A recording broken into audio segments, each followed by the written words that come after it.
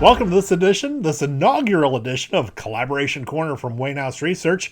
I'm your host, Steve Vonderhaar. Joining us this time, my colleague, super analyst and super friend, Dan Root. Welcome, Dan.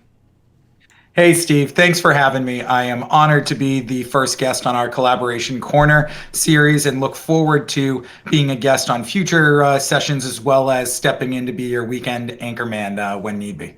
Absolutely. Well, what we want to do here with Collaboration Corner is provide insight and information related to the adoption of technologies and tools that help organizations collaborate more effectively, engage with one another, and generally work more effectively. And you got a front row seat recently here, Dan. Earlier this month, you went to Barcelona. Tell us about your trip to Integrated Systems Europe and what it told you about the future of the collaboration industry. Yeah, I have to say, Barcelona was a fantastic trip this year. This was the first session where it was in its scheduled time frame. Last year, they had done a delayed session in May, which was our first time in Barcelona altogether. Prior to that, the last ISE was in 2020 at the RAI in Amsterdam. So this is really the first year that we got to see how it is the show will play out for the next, I believe, 7, 8 years. And I have to say, it was a great response from the industry. They had somewhere around 58,000 registered attendees that actually scanned and came into the facility. And I believe they had around 135,000 badge scans onto the floor, which implies folks are going roughly 2 to 3 days onto the floor during that week, which is just fantastic growth over the previous years. And I think it speaks to a return to normal. Folks really want to be able to put their hands on a solution, be able to test it and see how it's going to work within their environment, especially in this age where hybrid is now very common, but at the same time, not all hybrid is the same. And you really need to find the strategy that's going to work for your organization and the culture that you guys within that organization are trying to set. Yeah, so overall, I think, go ahead. Yeah, what was the vibe when we talk about hybrid work? What was the general consensus of attendees regarding the future of hybrid work? So after talking to a fair amount of the vendors, some of the channel partners and end customers that were there in Barcelona, it's pretty obvious that hybrid is here to stay, that it's going to be a migration over time, that, you know, the next 2 years, maybe even out to 4 years, is going to be an evolution of the office. You're seeing some large corporations saying we're going to cut physical space and reassess what makes up our offices and what that experience looks like for the employees. You have others saying we're not necessarily going to cut down our physical space, but we are going to assess how it is we enable more video conferencing spaces as well as more independent workstations within the office itself. So that is going to look like, you know, hybrid meeting spaces and then also hoteling and hot desking workstations that I think we're going to continue to see steady growth in for the next couple of years. So the technologies are evolving. Was there anything at the show that really caught your eye? You know, there's a few different things that really stood out to me. Of course, I'm a geek when it comes to tech in general. So, we all I are, did scoot off. Yeah, I did scoot off to check out the home audio section before the end of the week, but we'll save that for another day. As far as stuff within enterprise communication and collaboration, you had a fair amount of 360 or center of room cameras, multi-streaming announcements, being able to really pick up the best frame of somebody within the room to give that meeting equity to both those that are in the space and those that are remote. We saw a fair amount of announcements within the display realm, within touch displays, especially, and we'll get to that in a moment. And then, of course, there were, a fair amount of new partnerships that were established and showing the growth of, both visual collaboration within the tech stack, as well as just the need to create a holistic or a single experience for the employees and how it is that day-to-day work needs to feel the same, regardless of if you're using your laptop from home, a workstation in the office, or scaling up into a meeting space. So that was really, one of the things I took away is that we're definitely on the set of hybrids here to stay. How that looks really is dependent upon the team and the work role that you're trying to satisfy. So Barcelona's in the rearview mirror, but time does not stand still for industry analysts like you. I understand you just put out a blog post regarding 21 by 9 solutions. Tell us a little bit about that. What's happening there? That was one of the markets that was really interesting to me this year. Last year, we had the announcement of Microsoft Teams for Teams Room software for Front Row, which was really to enable the 21:9 aspect ratio within meeting spaces and gave you a better layout to include your chat, all of your participants, and then also any content that you share into the call. Last year, it was still very buzz centric or hype centric because you didn't see a lot of it out in the wild. But we're seeing more and more vendors such as Barco with the latest ClickShare CX50 generation and others provide the 21:9 software to really utilize all of that digital real estate. Otherwise, you end up looking like you've bought the standard def cable box when you had a widescreen TV, and you lose all the edge there. And so within that market space, we saw a tremendous amount of new entrants be announced.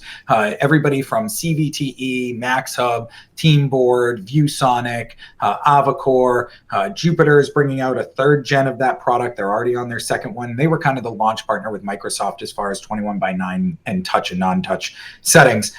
So you're really seeing this market segment establish itself.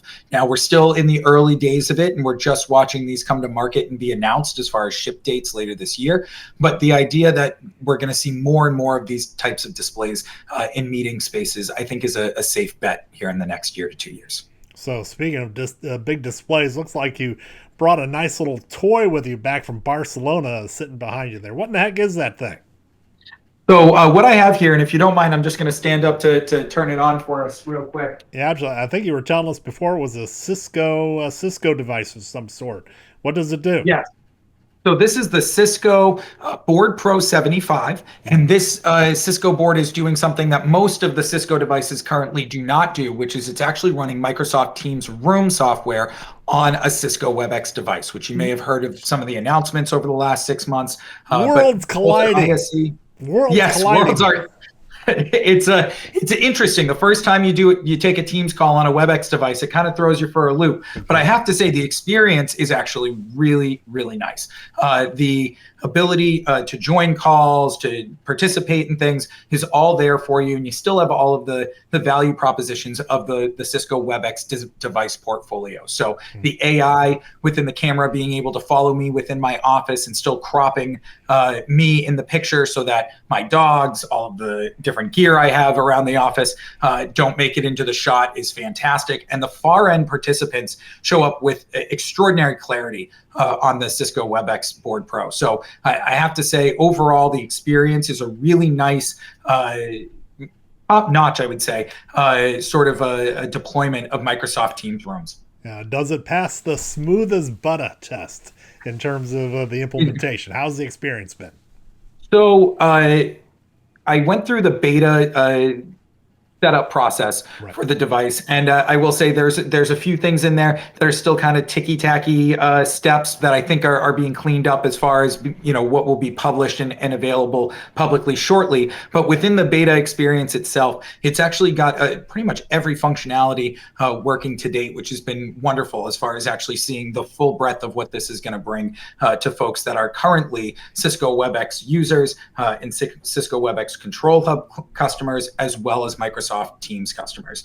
So moving forward, I look forward to publishing a research note later this week on the experience, so stay tuned for that. And then I'm also going to follow that up with a short piece on the WebEx Desk Pro, which is sitting just off screen here, because I will be testing the beta software for Microsoft Teams on that starting actually this week. So looking forward to continuing to bang on the hardware, really see how this all plays out. But it'll be interesting to see how this works in the marketplace once it's fully released, as far as folks going back and forth between WebEx calling and Microsoft Teams calling. So what you're telling us is that the big board has a baby brother.